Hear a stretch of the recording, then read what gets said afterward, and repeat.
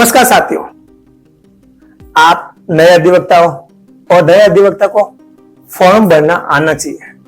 अभी आपने किसी की जूनियरशिप ज्वाइन कर लिया है और जूनियरशिप ज्वाइन करने के बाद आप कोर्ट में जा रहे हो और कोर्ट में सीनियर ने किसी की बेल करवाई और बेल में कोर्ट साहब ने कह दिया 20,000 के जमानत पेश करो। अब आपके बॉस आपको बोलेंगे भाई ये जमानत मुचल के फॉर्म भर दो। अब आपको भरना आते ही नहीं है तो आप वो फॉर्म कैसे भरोगे?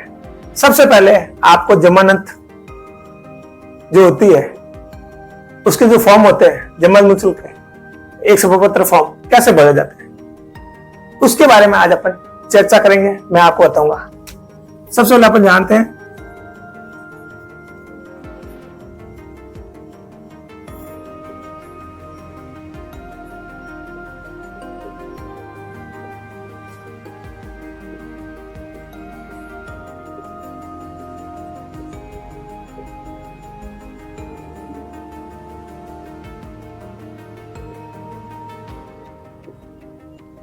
एक शब्द जोड़ देते हैं शपथ पत्र। अब ये फॉर्म कैसे भरे जाते हैं, फॉर्म होते कैसे हैं या आपने देखे ही नहीं है, देखे नहीं तो मैं आपको बता दूंगा प्रैक्टिकली कि फॉर्म कैसे होता है और कैसे भरे जाते हैं। तो सबसे पहले मैं आपको वो फॉर्म दिखाता हूँ, वो फॉर्म होते कैसे हैं। सबसे पहले मैं आपको वो फॉर्म बता रहा हूँ। जमानत मुचल के फॉर्म ऐसा होता है, आप देखिए। और ये हो गया शपथ पत्र। तो जब भी कोर्ट आदेश करती है कि भाई 20,000 के बेल बॉन्ड बोल सकते हैं या जमानत मुचल के पेश करो। सपोज करो कोर्ट ने 20,000 का ऑर्डर कर दिया है जमानत मुचल का। अब आपके बॉस ने बोल दिया फॉर्म भरो, तो आप कैसे भरोगे? सबसे पहले जो मुलजिम है, मुलजिम से आधार कार्ड और उसकी फोटो लो। फिर जमानती का आधार कार्ड और फोटो लेनी है उसके लिए। सपोज करो कि मुलजिम जेल में है तो फोटो कहां से लाएगा? तो जेल में होगा तो उसकी फोटो नहीं चाहिए होगी, है ना।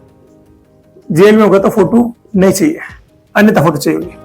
पर जमानती की तो फोटो चाहिए और जमानती फोटो के साथ उसके ऐसे डॉक्यूमेंट 20,000 की बेल बॉन्ड मांगे तो उसके गाड़ी के कागज या प्रॉपर्टी के कागज चाहिए होंगे।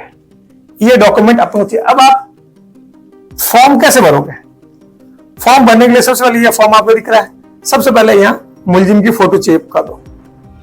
होता है अगर जेल में तो भरने की फोटो चिपकाने की जरूरत है, अगर जेल में नहीं है तो उसकी फोटो चिपकानी पड़ेगी। सबसे पहले आप क्या करो, देखो ऊपर लिखा अदालत का नाम, जो भी कोर्ट का नाम है, जैसे मान लो एसीजेम 3 एसीजेम 4 है, नहीं है कुछ भी कोर्ट, वो कोर्ट का नाम लिखो। फिर आप क्या करो, सेकंड में लिखा हुआ है खाली छोटा सर बेनाम लिखा है, तो यहाँ क्या करो, जैसे क्रिमिनल में तो सरकार बेनाम राम, अपन राम मुलजिम में राम की बेल कराए तो राम लिख दो, ठीक है। फिर आप मुकदमा नंबर क्या है, जैसे मान लो 29/2024 मुकदमा नंबर, तो ये लिख दो मुकदमा नंबर। अब मुलजिम का नाम, उसके पिताजी का नाम और जाति लिखनी है उसके बाद से एड्रेस लिखना है। अब उसने वो जुर्म क्या किया, कौन सी धारा है, वो धारा आपको लिखनी है। जैसे मान लो 201, 203 या 334 जो भी सेक्शन है वो सेक्शन BNS के तहत लगी। पहले लगता था IPC, अब नया में BNS लिखा जाएगा, ठीक है सर। अब ये लिख दी। उसके बाद में कोर्ट कोई डेट देती है, आप जो रीडर साहब पूछ लो कि डेट कौन सी, रीडर बता ले 4/11 डेट है, इसने 2024 की, तो यहाँ डेट लिख दो। फिर कोर्ट ने क्या कहा था 20,000 की बेल बची थी, तो 20,000 यहाँ लिखो शब्दों में और अंकों में, दोनों लिखना। पहले शब्दों में पहले अंकों में लिख दो, फिर शब्दों में लिख दो। फिर यहाँ डेट डाल दो, आज की जो जिस दिन डेट पेश करो। फिर मुलजिम भी यहाँ साइन करा दो। सेकंड पैरा आप देखोगे तो यहाँ फिर जो जमानत थी, जैसे राम की जमानत कौन दे रहा है, जैसे मान लो कि राम की जमानत अर्जुन दे रहा है, तो अर्जुन का नाम लिखो, अर्जुन के पिता का नाम लिखो, जाति लिखो और उसका एड्रेस लिखो, और फिर किसकी जमानत दे रहा है, मुलजिम का नाम लिख दो, और यहाँ पर कोई तारीख लिख दो, ये तारीख लिख दो, और पैसे लिख दो, अंकों शब्दों में दोनों पैसे लिखना है, और यहाँ उसके साइन करा दो। उसके बाद क्या करना है, नीचे वाला पैरा खाली छोड़ दो। फिर आप आ जाओ शपथ पत्र। शपथ पत्र जमानती का भरा, कैसे, पहले सबसे पहले कोर्ट का नाम लिखो, जैसा भी लिखा था ना अपन ने, सरकार भी नाम राम, तो सरकार भी नाम लिखो, मुकदमा नंबर लिख दो और तारीख लो, और यहाँ जमानती की फोटो चाहिए। ये जो दिख रहा है ना कॉलम, वहां आपको जमानती की फॉर्म फोटो चाहिए। फिर यहाँ जमानती का नाम लिखो, जमानती के पिता का नाम लिखो, जाति लिखो, निवास लिखो, तहसील जिला जो भी है, कितने साल का उम्र लिख दो। अब वो क्या कर रहा है, जैसे अर्जुन है, अर्जुन कौन से डॉक्यूमेंट दे रहा है, अपनी गाड़ी के कागज दे रहा है, तो यहाँ उसकी गाड़ी के नंबर लिख दो, कितने रुपए की गाड़ी है, मान लो बाइक है 70,000, 1 लाख जो, वो लिख दो, नीचे यहाँ 1 लिख दो सब दो, ठीक है। फिर यहाँ वापिस जमानती का नाम लिखना है, यहाँ अर्जुन, पिताजी का नाम और जाति और एड्रेस और तारीख। अब यहाँ नीचे यहाँ दोनों साइन करा दो। साइन कराने के बाद यहाँ